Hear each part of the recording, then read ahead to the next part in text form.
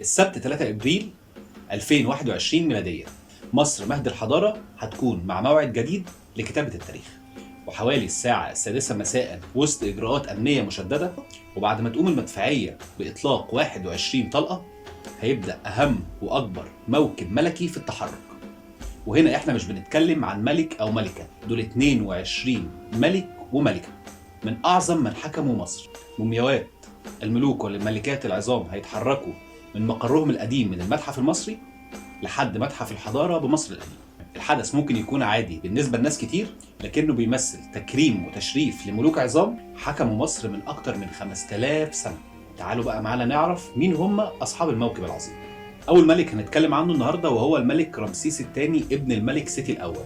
اتولد سنة 1300 قاف ميم وتوفى سنة 1213 قبل الميلاد برضه. الملك رمسيس الثاني اتولى العرش وهو عنده 14 سنة، وشيد صروح كتير ومعابد كتير عملها وليه نقوش وحاجات كلنا عارفينها. ومن أهم الحاجات اللي عملها هجومه على بلاد كنعان وبلاد النوبة. والناس ما تعرفوش إن الملك رمسيس الثاني اتوفى وهو عنده ما بين 90 سنة و91 سنة، ودي تنفي التهمة اللي كل شوية الناس بتتهمها له بأن هو فرعون الخروج ورا سيدنا موسى. لأن فرعون الخروج ورا سيدنا موسى مش هيبقى عنده 90 سنة و91 سنة ويجري وراه المسافة دي كلها ويغرق في المية. وتلقب رمسيس الثاني بعد وفاته من كل الحكام اللي حكموا مصر بالجد الأعظم، وده كان تشريف ليه على الإمبراطورية اللي هو سابها لهم والازدهار اللي كان موجود في مصر. تاني ملك معانا النهارده وهو الملك سقننرع الثاني، والملك دوت من أعظم الملوك اللي عدوا على تاريخ مصر. وده ليه؟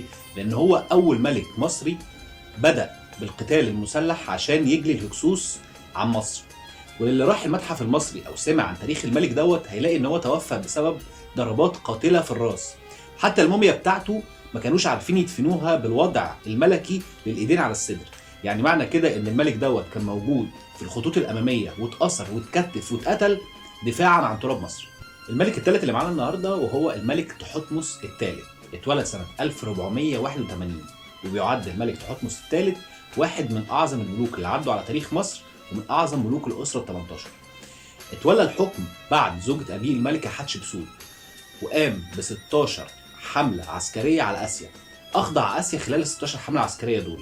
في عصره نمى حاجة جديدة جدا في المصريين، ألا وهي صناعة النبال والأسهم.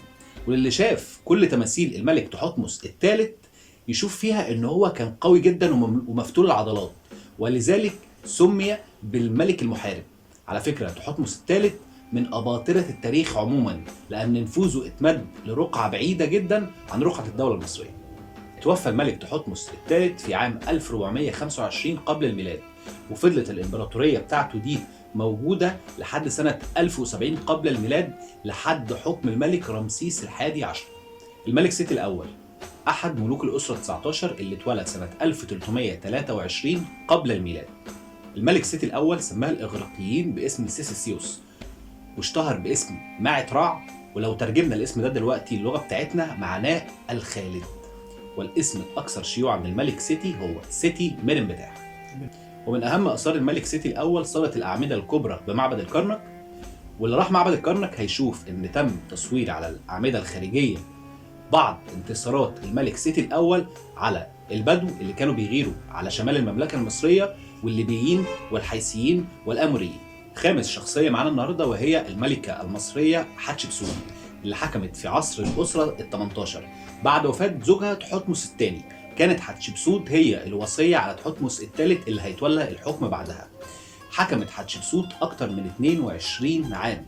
ظهرت خلال فترة حتشبسوت التجارة ووطدت علاقاتها بكل الدول اللي حواليها.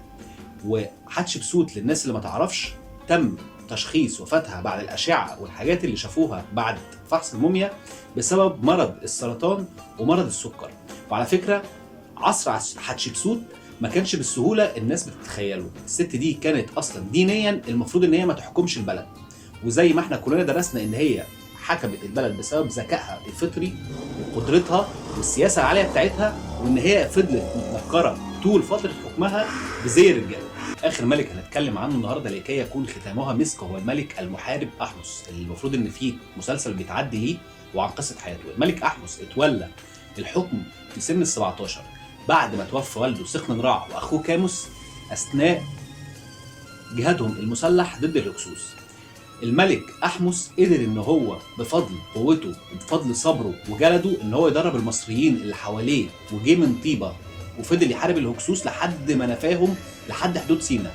واللي ما يعرفش ان هو انهى احتلال الهكسوس لمصر اللي دام اكتر من 100 عام، وحارب كمان البلاد اللي حواليه من بلاد النوبه وفينيقيا وما غيرها من ذلك من بلاد. الملك احمس اتوفى في سن 35 سنه، بس ساب رساله لاي حد يحكم مصر او اي حد يفكر ان هو يهاجم مصر مهما طال بيه الزمن، ان هو هيكون مصيره مصير واحد ومحتوم، وهو الهزيمه لا مفر. احنا اتكلمنا عن اشهر واهم 6 ملوك هيتنقلوا من المتحف القديم للمتحف الجديد، بس ده لا يعني ان الملوك التانيين اقل منهم اهميه. احنا اخترنا الملوك دول، والدوله المصريه اختارت الملوك دول تقريبا اختيار فيه عنايه شديده جدا عشان توصل رساله للشعب المصري وكل شعوب العالم ان التاريخ بيذكر بس الشخص او الحاكم اللي بيحارب عشان خاطر مصر وشعبها ونيلها. تحيا مصر ويحيا شعبها، ونشوفكم في حلقة تانية.